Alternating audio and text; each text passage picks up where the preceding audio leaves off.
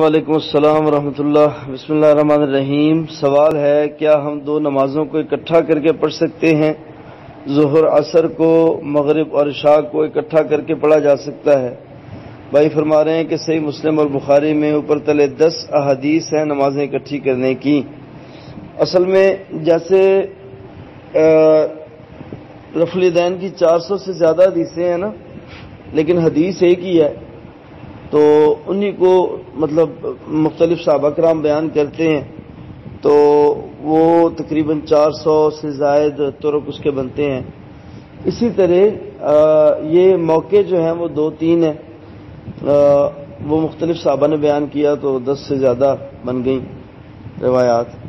اچھا، یہ روٹین نہیں نبی صلی اللہ علیہ وسلم نے بنائی کہ روزانہ ہی ظہر اور عصر اکٹھی کر دی، مغرب اور عشاء اکٹھی کر دی، جیسے ہمارے اہل تشیع ساتھیوں نے ظہرین اور مغربین کا نام دے دیا، روزانہ ہی ظہر اور عصر اکٹھی ہے، روزانہ مغرب اور عشاء اکٹھی ہے۔ ہمارے کچھ ساتھی ہیں جو ریلوی مکتبہ فکر سے ہیں، دیوبندی مکتبہ فکر سے ہیں، انہوں نے ویسے ہی اس کو منع کر دیا کہ جی نہیں اکٹھی کرنی جائز ہی نہیں۔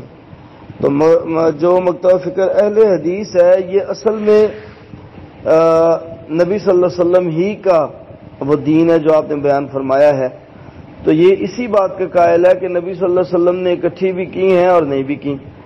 بارش میں اکٹھی کی جا سکتی ہے، سفر کے دوران اکٹھی کی جا سکتی ہے، کبھی کبھار جیسے عبداللہ بن عباس رضی اللہ تعالی عنہ نے ایک دفعہ اکٹھی کی، بغیر سفر ولا مطر، بغیر سفر اور بغیر بارش کے، ٹھیک ہے۔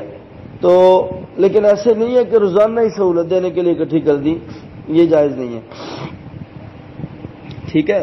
میں نے بات واضح کر دی ہے کہ بغیر سفر اور بغیر بارش کے کبھی کبھار 6 مہینے سال بعد ایک دفعہ آپ سنت کو زندہ کرنے کے لیے اکٹھی کر دی تو ٹھیک ہے، وگرنہ اس کو روٹین بنانا یہ جائز نہیں ہے۔ روٹین کیا ہے؟ روٹین یہ ہے کہ ظہر الگ ہے، عصر الگ ہے، مغرب الگ ہے، عشاء الگ ہے۔ اللہ بارک فیکم۔